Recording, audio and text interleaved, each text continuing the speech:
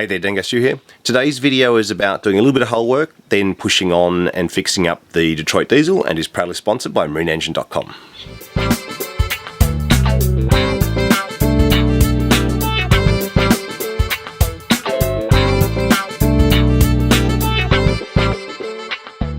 Morning, Monday morning now. A little bit cold and foggy today. As you can see, I've painted the top sides with the Altex. It's the Elite 321, is it? Yeah, 321 Endless Blue. Got to say, it was pretty amazing paint, to be honest with you. Normally with a first coat of paint, it's sort of, you can see the undercoat through it quite clearly, and you should, otherwise you're probably putting it on too thick.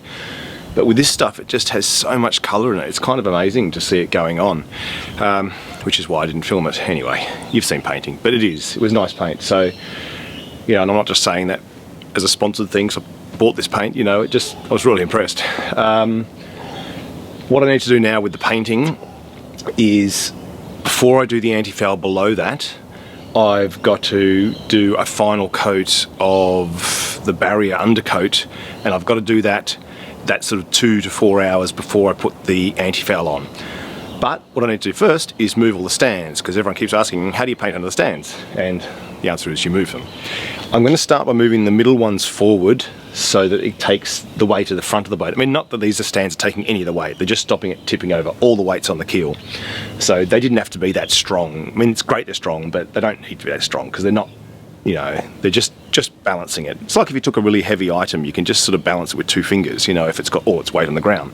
That's what these stands are doing.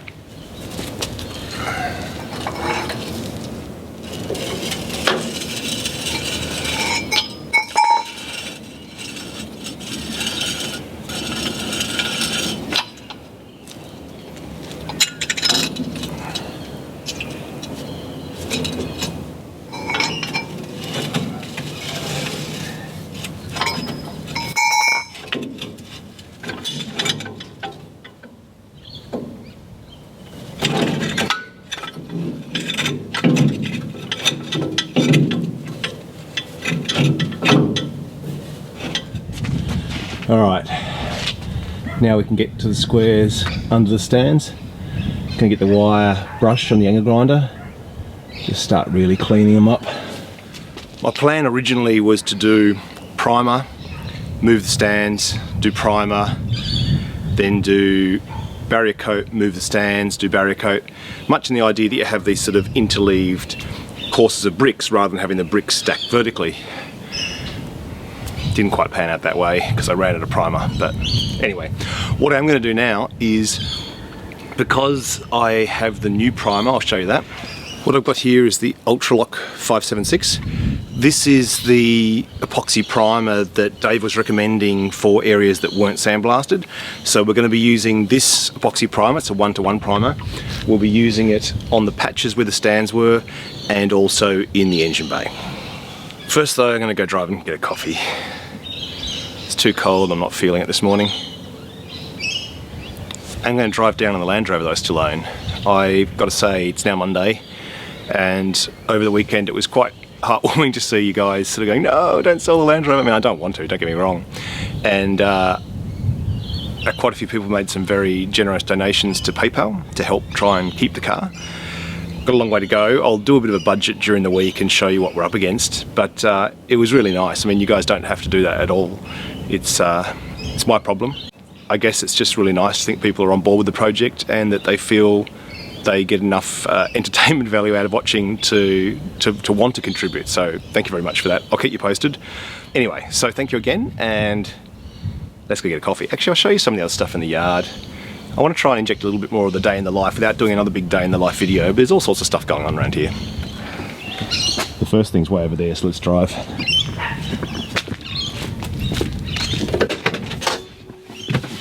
Oh, here's the piston. I had that soaking all weekend.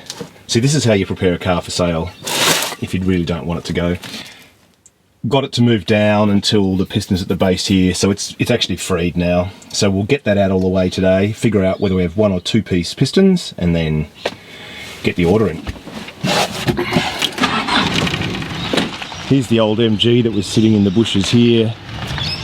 If we don't have a hoist, just flip it on its roof. It's a good way to get all the parts off. It never had an engine in it. I think that was actually an old V8 MG from memory. Also, when Rick and Rob were here the other day and Rick gave me a hand just getting that heat exchanger off, they were here replacing all the plywood in the transom on this boat. I actually filmed a little bit of it before the plywood went back on. Rob just cut it off with a diamond tip, chiseled all the plywood, rotten plywood out, put new sheets in, fiberglass, then this back on. I'll see if I can find some footage of when they were working on that, show you that. Alright, it's warming up a little bit now. I can't be bothered going back to grinding those patches of the hull, so let's just push on with this engine before the engineer turns up. I'm not sure if he's going to grab it because they had a problem with their ute or whether I'll drop it off, but anyway. So let's get the blower off. So under removing the blower, it says drain the cooling system, we've done. Remove the limit or variable speed governor control housing, which I think we've done, presuming it's what I think it is, which is the bit that connects the governor down to the blower, or down to that area. So disconnect fuel lines at the pump. Alright, then loosen water pump connections at the pump cover, inlet, and the cylinder block. So let's do those two things. Okay, I see. So this must be the inlet for the water pump at the cylinder block. Is that what it said? Loosen water pump connections at the pump cover inlet and the cylinder block. Yeah, that sounds about right. So we'll undo this, and then the fuel line for the fuel pump.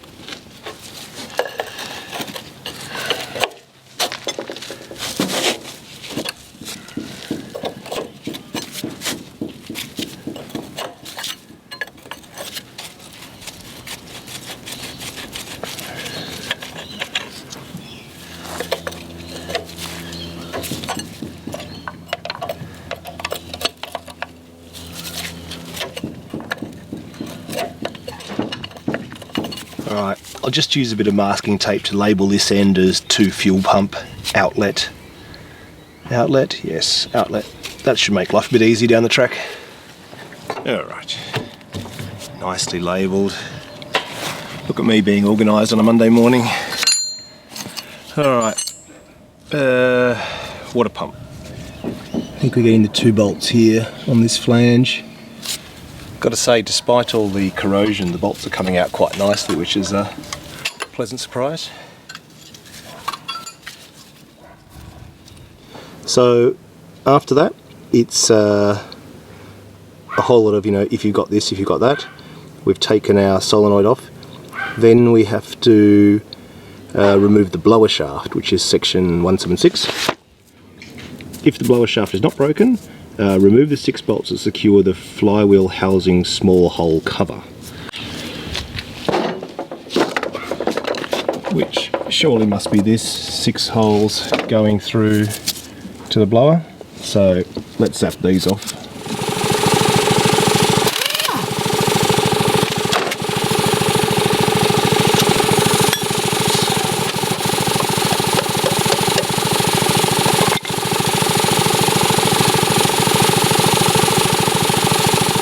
Then remove the snap ring and then pull the drive shaft out. Okay.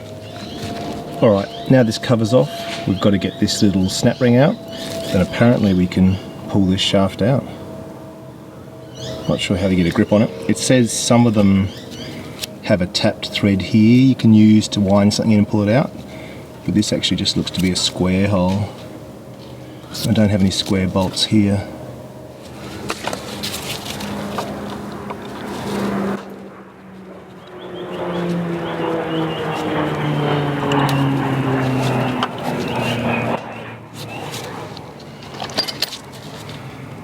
It's stuck. There we go. That's all that is. Put an Allen key into this shaft, just push down quite hard to sort of lock it in, and voila. Or rust. Anyway, it's out. So that was the instructions, but obviously we're going to have to undo this line. Then we'll undo these 4 bolts. I presume because this here, under here, is now disconnected, the water pump can come up, but I'll disconnect it here from the oil cooler first, Thank you to people in comments who confirmed that's what that is. Seemed obvious, but I've been wrong before and I'll be wrong again. This will obviously just come apart now. This is all disconnected from the fuel line. So yes, just some disconnecting to do up here. I know some of you are going to hate to hear this, but I'm actually rapidly becoming a bit of a Detroit diesel tragic. I quite like them. This could be a curse for life. I don't know. I've really got to remember to bring my 3/8 socket extension so I can get to things like this more easily. Oh, jeez. That one's going to be a challenge.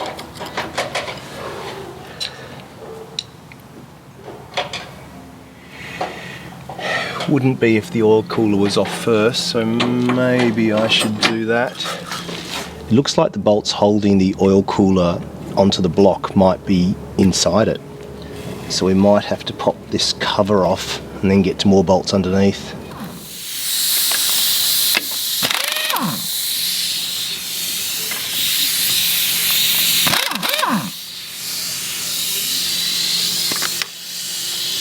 Uh-oh, snapped.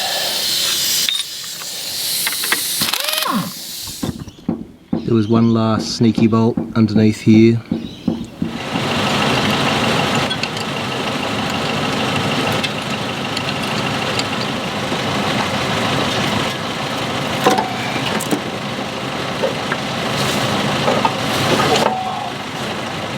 Here's the bolt that broke, so I'm going to see if I can wind this out with some vice grips.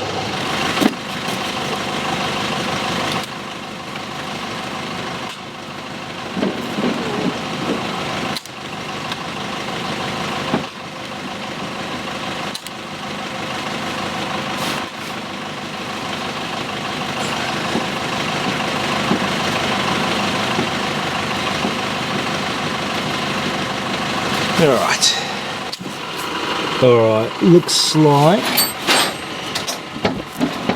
we've got 3 bolts maybe holding this on. Let's get those out and see what happens. I'm going to scrape this, well, I say gasket, but it actually looks more like a diaphragm almost in this section. Anyway, I'm going to scrape this off because this isn't coming easily. I don't want to force it till I see whether there's any other fasteners underneath here. Yes, of course I can't find the gasket scraper, but that's alright. Ooh, look at this.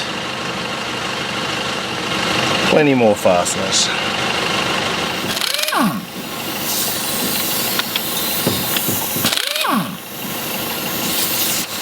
Alright, I'm going to have to get a thin wall socket to get in here.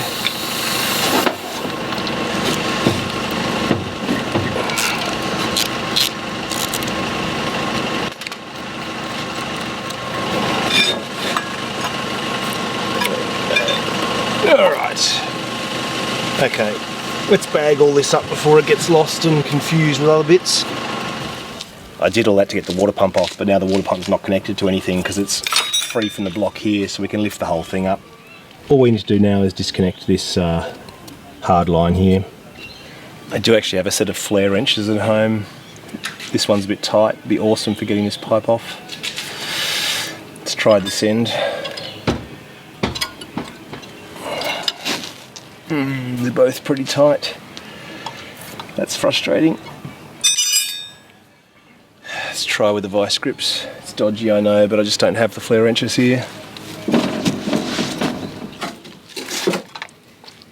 Thanks, buddy. No worries, mate. Go home and play now. Alright, have fun. Hey, thanks for the drill. No worries.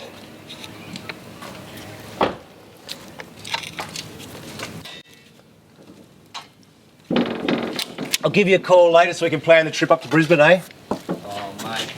I'm a man who can do. That's it. We'll go in the trawler.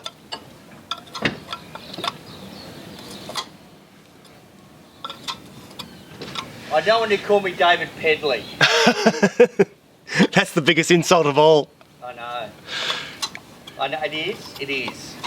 That's why I always have to call you Howley so people don't get the Davids confused.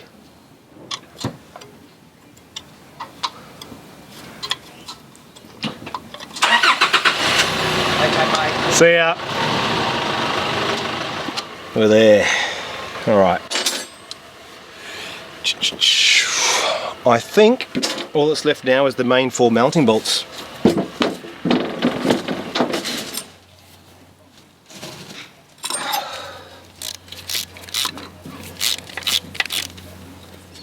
All right, we're on the home stretch now.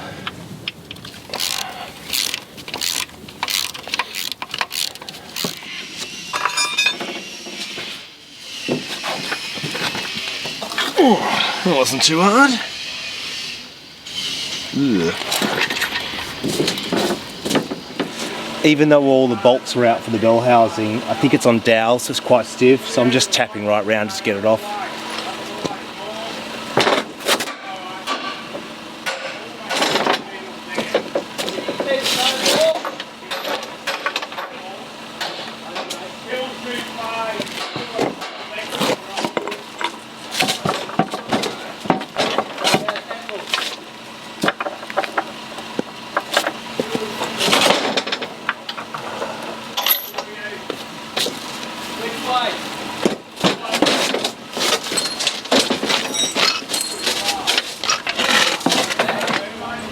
And this is what we're left with. Interesting bulk of the corrosion's at the top end still.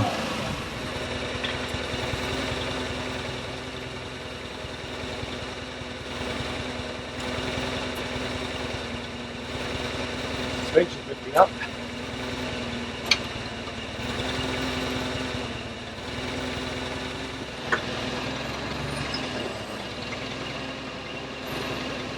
Lovely.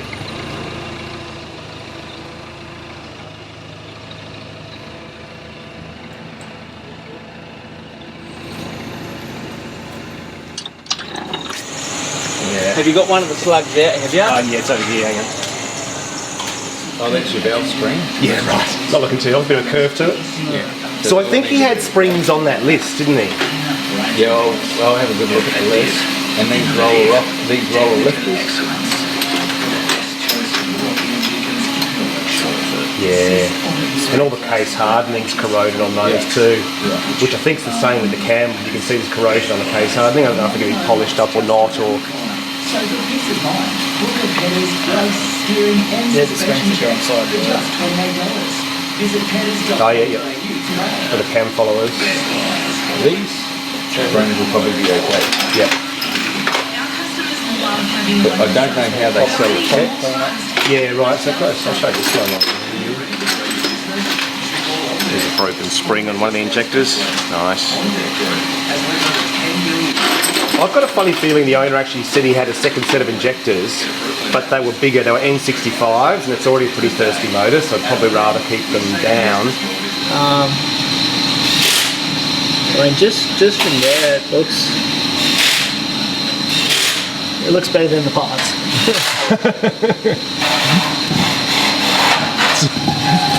It's all had a bit of a close relationship with salt water, unfortunately.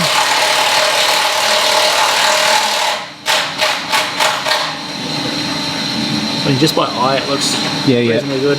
Yeah. I have to check the guide. Yeah, so do valve guides and grind valve seats and that kind of stuff, and They're pretty reasonable condition. okay, cool. They will have to be cut, but But they're not they're not trashed. shocker. Yep. Yeah. Nice. So what we were saying is these valves are slightly pitted. Yep. So you could probably replace them. They could be all right. Yep. Or probably will be all right. But what we can do is check the price of the new ones. Yeah, just compare it. If they're affordable, well, Yep. then we'll go ahead and just get new valves. Just put new ones in. Yeah, makes sense. You know, they're priced out of this world, then we'll use what we got. Okay, cool. That sounds a good plan. Yep. So that's where I got to with the motor. I'm going to bring the supercharger home. It's actually sitting in the green machine now. I've got a kit coming for that, seals, maybe bearings, I don't know. And also a new water pump that's still attached to it, so we can replace all that. The engineer called today. It sounds like the crank's already been machined in the past because it's got 20 thou oversized bearings in it already. I think it was 20 on the big end and 10 on the small end bearings. So, you know, that's not ideal, but he said it looks in pretty good nick anyway, so we should be able to go with that. Pistons came out as a one-piece piston, which I think we're expecting. I think the two-piece are a little bit more rare, maybe more in turbo motors, I can't recall. Anyway, I'll push on tomorrow now and get on with the engine bay, get it ready for the motor to go back in. There's not much else I can do until it's fixed now, so that's all right. You know, it sort of feel like the ball's not my court anymore. It's nice just having them looking at it, and we'll assemble it when it comes back. So I think that's about it. Once again, thank you to those people who did make those PayPal donations. I've still got the car advertised, but we'll see how it goes over the next week or so. You know, I'd love to keep it. It sounds like you guys would love for it to stick around too. And I've got to say, you know, this isn't going to be the last project we do of this magnitude on Dango Marine, and it's going to be the obvious car for shuffling bits and pieces around. So I think hanging on to it does make sense, and I really can't thank you guys enough for helping make that possible. Actually, before I go, I mentioned in the video that day I was talking to Dave about planning a trip to Brisbane. I was only joking with Dave in that he can't actually make it, but I'll definitely be going. I'm heading up there for the Sanctuary Cove Boat Show, and I'll be hanging out with a mate there called Brett at the Ocean Solutions stand on Friday and Saturday morning. So if you feel like swinging by and saying g'day, it'd be great to see you there. All right, well, take care, and I'll catch you next week. See ya.